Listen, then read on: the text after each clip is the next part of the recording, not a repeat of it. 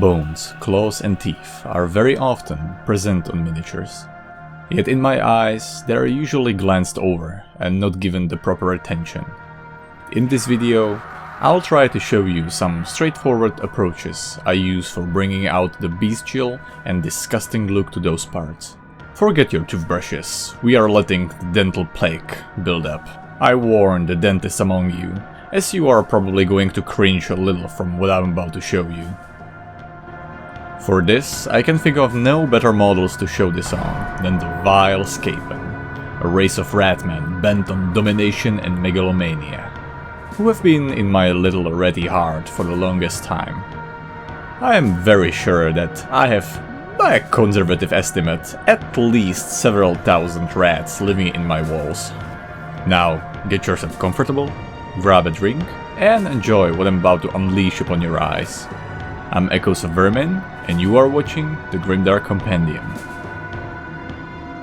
Before we dive in, I'd like to say a few words. We at the Grimdark Compendium are a small group of artists passionate about the Grimdark style and bent on finding unorthodox and realistic techniques whenever possible. We showcase this in a detailed painting courses, and we even created our own brand of enamel paints that you can look over via the link in the description, if you'd like. Believe me when I tell you that every purchase, however small, can be felt on our end, and we really appreciate you who are supporting us, either via subscription or through Villainy inks. You allow us to bring the quality content each week. On behalf of the team, genuinely, thank you. Before we deep dive into claws, bones and teeth, we are gonna scratch the surface of the changes I did on the model, as these are general cornerstone of the Grimdark style. Differentiating surfaces with texture even before you add a paint layer, unevening surfaces, adding flow with cloth to simulate movement or wind, and bits to add personality to characters. These all can be used to either move into dystopian realism or to pronounce a more artistic vision you might have. The original head was also changed with intent. When you look at the model, you can see a certain balance of composition. For example, here is a large contrast between the beast and the rider, tools, armor and cloth against flesh and fur. Showing off more skin would change the surface balance. Having an open head on a character doesn't always mean more personality. Choosing colors based on temperature can be used to either tie something in or add contrast. Here I'm choosing a cool off-white for one of the skulls and pale yellow for the other, preparing ground for the next steps.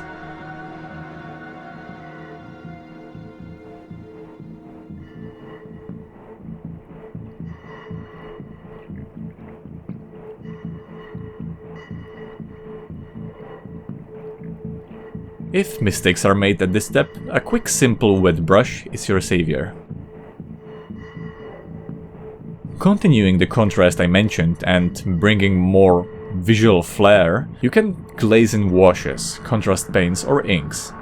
Again, I'm choosing one cool and one warm color. This would be smoother with an airbrush, but I wanna show that all these steps can be done by brush also.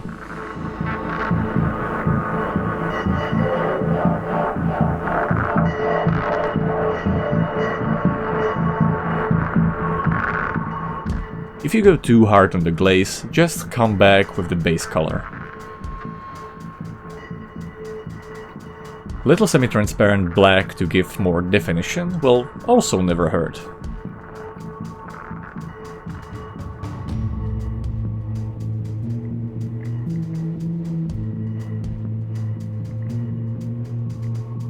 That are the acrylic bases done. Now comes the enamel step, with the now classic Goon's Grime, giving out grimy texture and shading. Dystopian brown is used on the yellow skull, again, to keep it in the warmer spectrum. When wanting to keep a surface grimy or to blend the enamel, you can use the dry end of your tool. You will take away some of the enamel, but ultimately mostly manipulate it on the surface.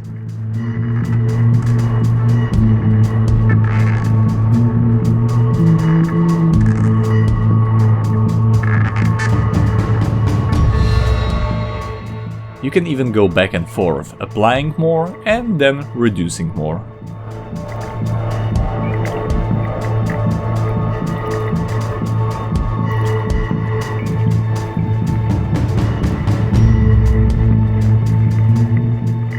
Same can be done with a brush if you need more delicate tool to push around the pigments.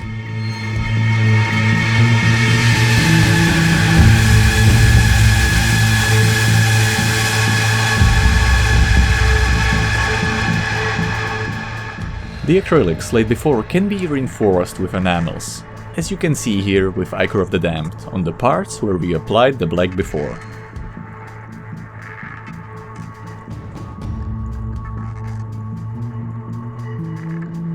Some techniques can quite damage the layers we laid. Superglue can both protect and add translucent layer, plus locking down the uncured enamels.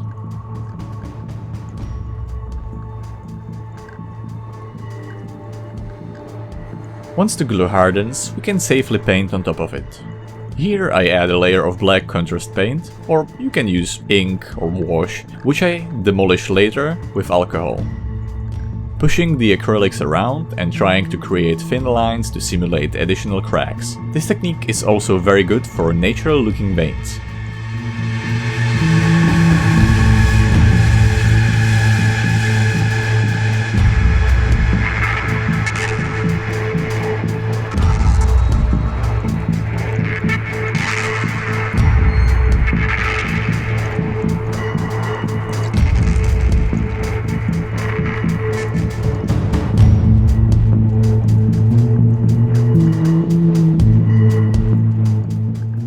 All this time we've built to the yellow skull being warmer and thus freshly stripped of flesh, so there might be some reminder of hair. I simply pull a string of cotton from my cotton bud I used and stick it on with white glue.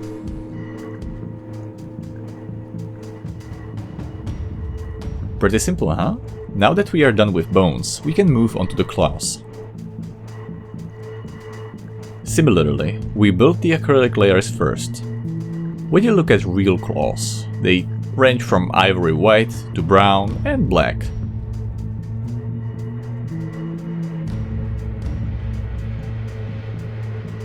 Important thing is to work in layers, building texture. Like here, if your brush strokes are visible on the surface, that's perfect.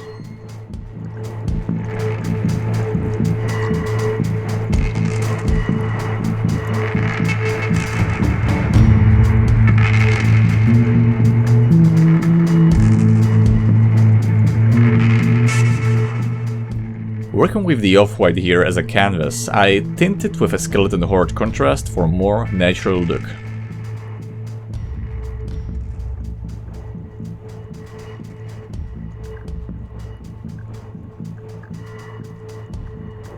Important thing to remember is tying the claws to the flesh.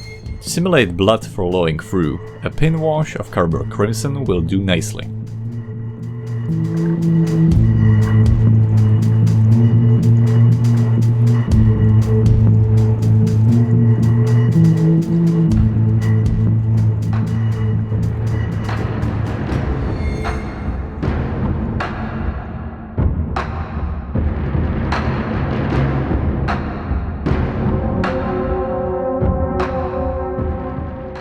Now onto the enamels. As before, think about into what temperature you want to push the claws in. Here, I go for a simple Goon's grime to simulate grime, shade and tie the layers together, but of course you could use something like Dystopian brown.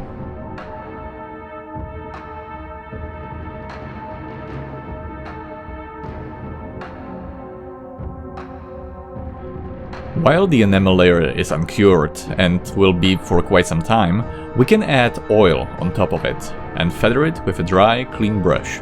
This will blend together.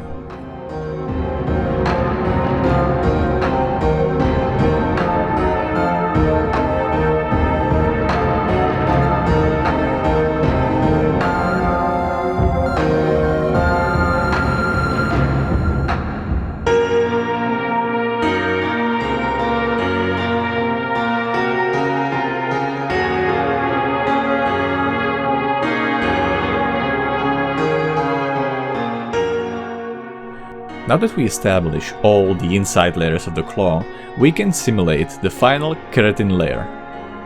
Keratin is the material that claws are made of, and the final layer is translucent, almost glossy.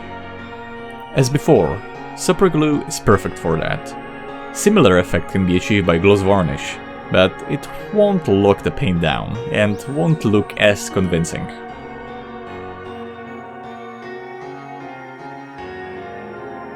Teeth are not that different from the structure of claws, but in this instance I really want to push these teeth into disgusting, unclean and rotten territory. When tinting the surface with yellow contrast while still wet, I push it towards the roots with a wet brush. Some paint will stay on the teeth, tinting it with yellow, but more will build up on the roots, simulating dental plaque.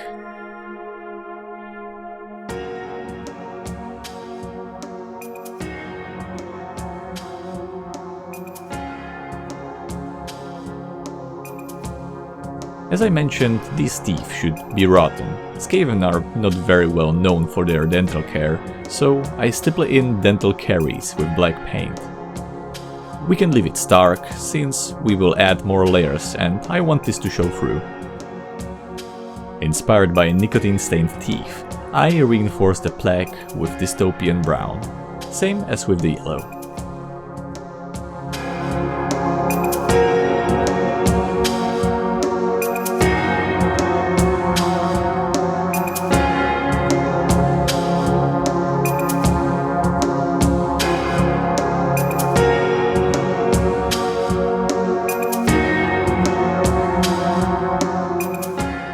While still wet, I put on a little ichor of the damned, mostly to the parts where I put on the black cavities, blending it in with a dry tool.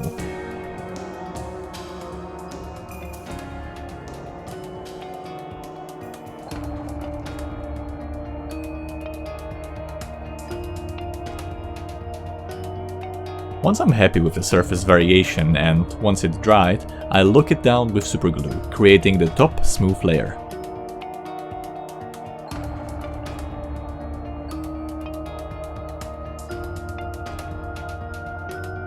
The neat thing about the glue technique is that you can paint on it straight away with oils, enamels, and you won't reactivate the layers below, allowing you to further tint the surface without worry. Here I feather in a mix of white and yellow oil, while reinforcing the plaque with now my gunky, almost dry Dystopian brown from my palette, and pinwashing with Ichor of the Damned, adding to the rotten look and making the teeth more defined.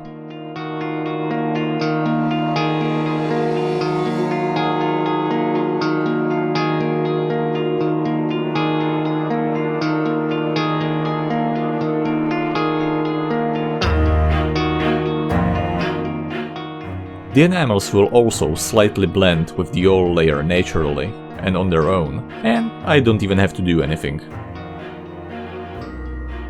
After everything else is done, I do something that I vowed to do to every single model in my slowly growing Skaven army, and that's real fur.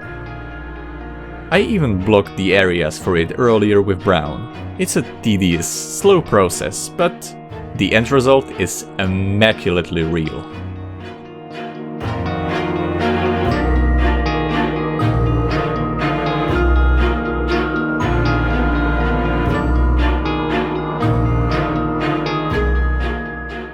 Now, that's all for now, I think. I hope you enjoyed me blabbering about my favorite fantasy race, and that this video encouraged you to pay more attention to even the smaller parts of your models. Thank you for your time, and I will see you in the next video. Take care.